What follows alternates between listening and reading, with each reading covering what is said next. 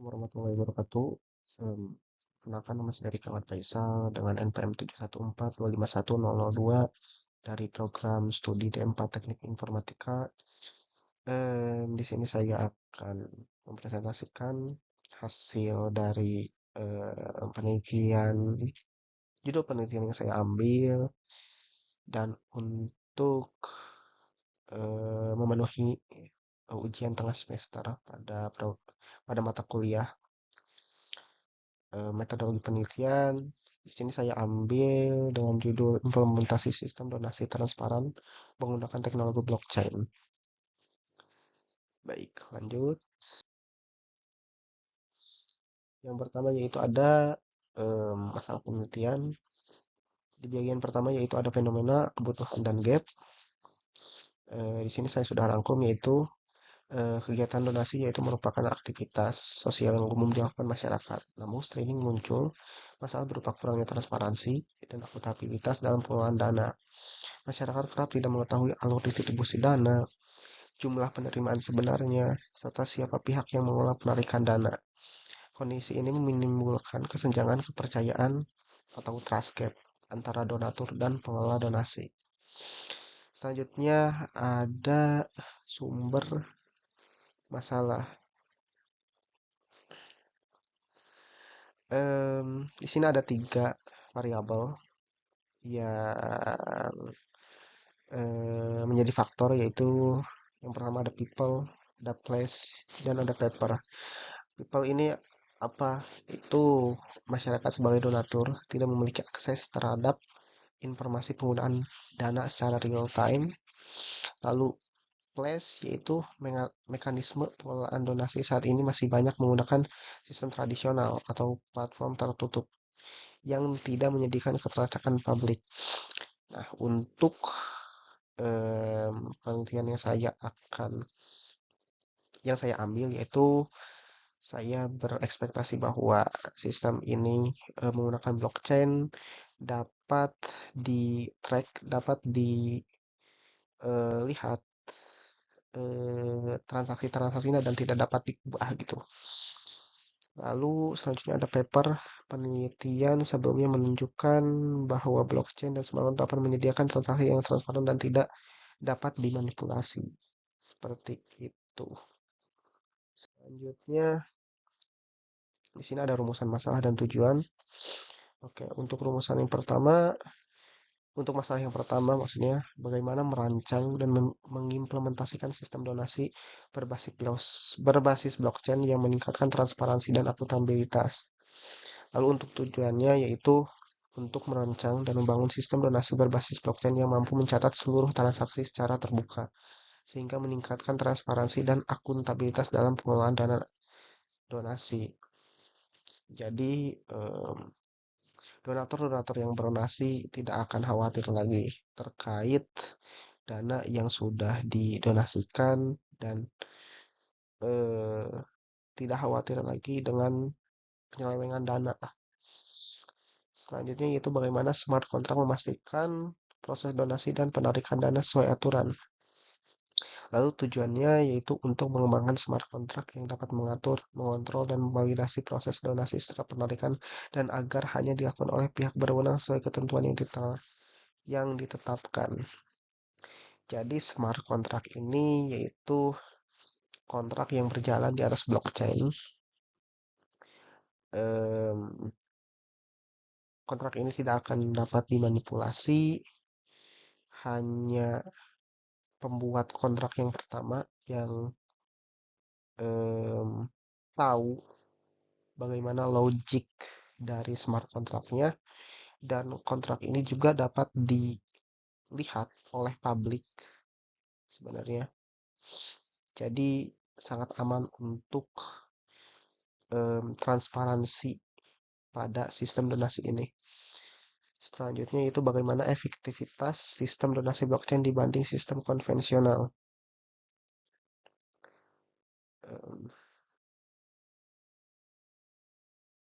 Nah, lalu untuk tujuannya yaitu untuk mengevaluasi tingkat efektivitas sistem donasi berbasis blockchain dibandingkan sistem donasi konvensional khususnya dari aspek transparansi, keamanan, dan keandalan transaksi gitu. Em, eh, Oke. Eh, Berikut itu ada bagian tinjauan pustaka. Di sini saya ambil dari eh, lima tinjauan pustaka atau jurnal. Yang pertama yaitu ada transparency, transparent charity application and crowdfunding using blockchain. Di sini untuk gambaran besarnya yaitu menjelaskan bagaimana blockchain dipakai dalam sistem crowdfunding atau donasi untuk meningkatkan transparansi dan keamanan. Lalu yang kedua yaitu blockchain based donation traceability atau BBDT framework 2022, yaitu mengusulkan kerangka kerja berbasis blockchain agar donasi dapat ditrace dari donatur sampai penerima.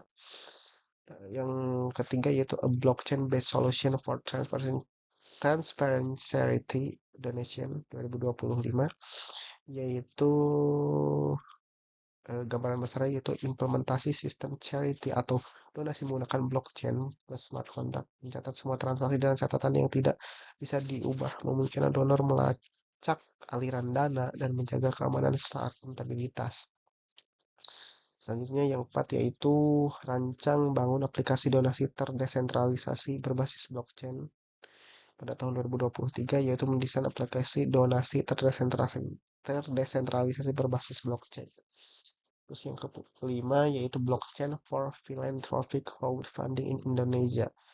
Fokus pada crowdfunding atau donasi filantropi di Indonesia, membahas potensi blockchain dalam meningkatkan transparansi dan akuntabilitas di konteks lokal. Dan berikut untuk resource ya. Selanjutnya yaitu ada kerangka konseptual. Di sini ada 4 variabel. Yang pertama yaitu ada X1, yaitu teknologi blockchain. Yang kedua ada smart contract, X2. Lalu ada transparansi donasi atau disebut Y1, dan yang terakhir itu ada kepercayaan donatur, yaitu Z. Nah, yang saya pahami di sini yaitu X1, X2 itu yaitu kedua faktor yang dapat menghasilkan transparansi donasi gitu. Nah, transparansi donasi ini yaitu variable dependent gitu. Variabel eh,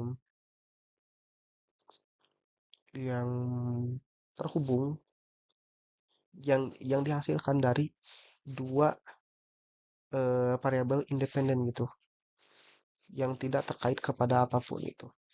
Dan transparansi donasi ini itu transparansi dependen atau yang dihasilkan dari kedua variabel independen X1, X2.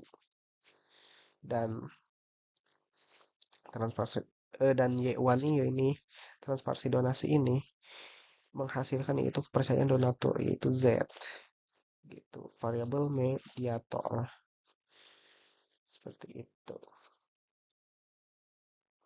Nah, di bawah yaitu penjelasan detailnya.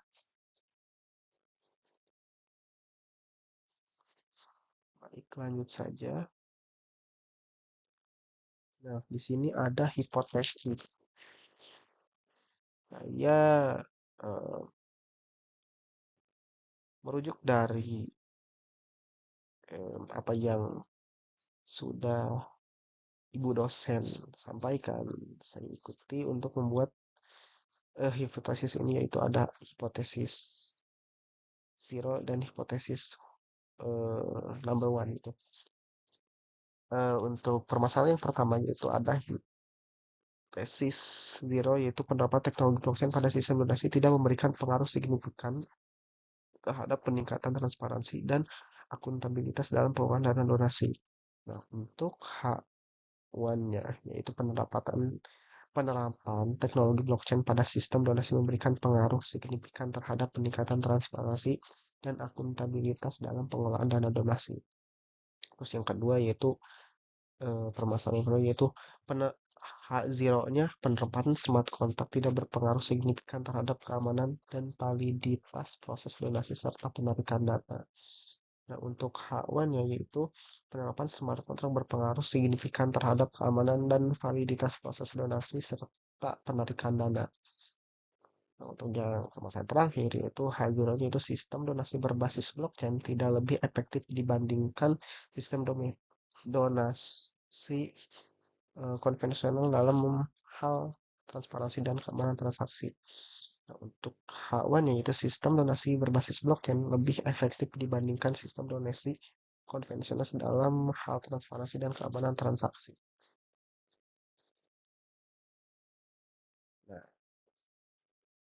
untuk bahasan ini yaitu ada rencana aplikasi atau sistem. Untuk rencana aplikasi, eh, saya berekspektasi bahwa aplikasi nantinya yaitu dapat eh, yang tentunya berbasis blockchain yang dapat mencatat semua transaksi secara transparan, dapat diakses publik gitu. Yang kedua yaitu menggunakan smart contract untuk mengatur proses donasi dan penarikan dana secara otomatis dan tentunya aman. Terus yang terakhir yaitu semua transaksi dapat dilacak publik sehingga mengurangi risiko manipulasi. Itu yang saya tekankan karena eh, teknologi konvensional itu sangat rawan untuk dimanipulasi dan kita tidak tahu untuk si alur dananya itu kita tidak tahu bisa dimanipulasi oleh pihak-pihak tertentu atau tidak.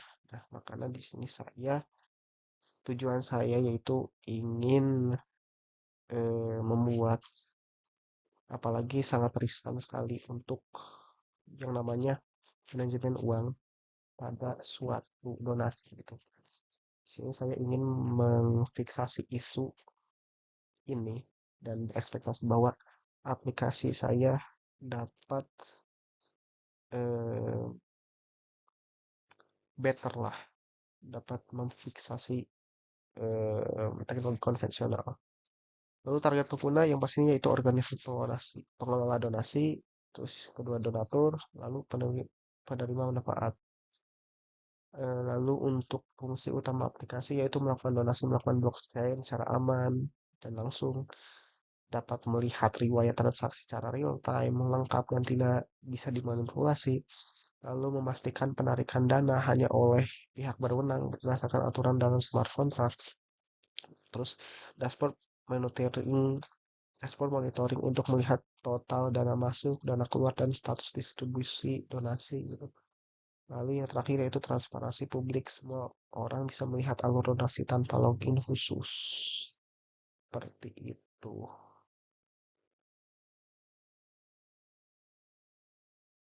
Nah, untuk yang terakhir, mungkin saya sedikit jelaskan bahwa semua orang bisa melihat alur donasi tanpa login khusus. Apa sih artinya?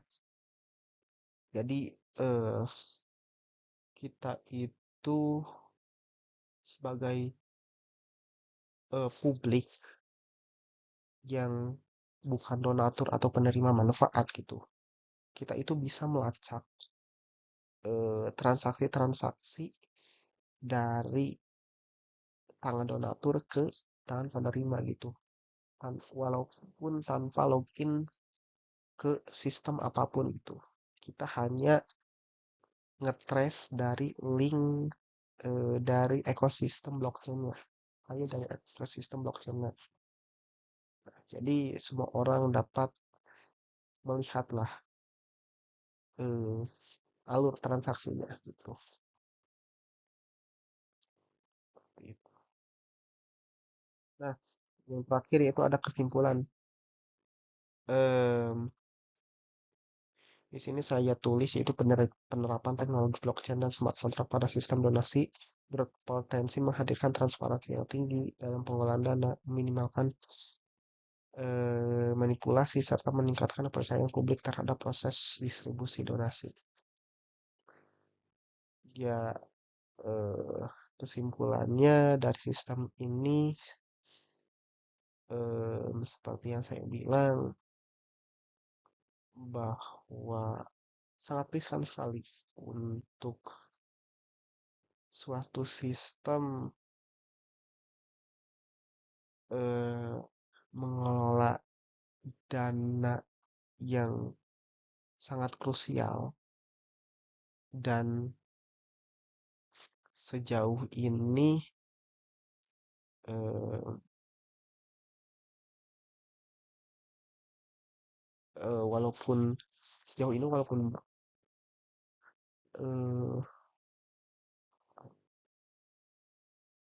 ya itu sejauh ini kita belum tentu bahwa 1% 2% yang didapatkan oleh sistem konvensional itu dapat mencari keuntungan dari sistem donasi yang kita berikan gitu. Jadi setidaknya dengan teknologi blockchain ini dapat lebih aman untuk semua pihak gitu, maupun dari donatur, dari penerimaan manfaat, dan dari kepercayaan publik semuanya. Mungkin itu untuk kesimpulannya, dan ya mungkin terakhir ya, terima kasih Bu. Ini presentasi saya, Riki Ahmad Faisal. Mohon maaf jika ada salah-salah kata, pun salah-salah tingkah, salah-salah omongan gitu. Dan maaf jika eh, tidak seperfect itu, karena saya juga berbarengan dengan bekerja ya. Jadi mohon dimaklumi Bu. Terima kasih. Assalamualaikum warahmatullahi wabarakatuh.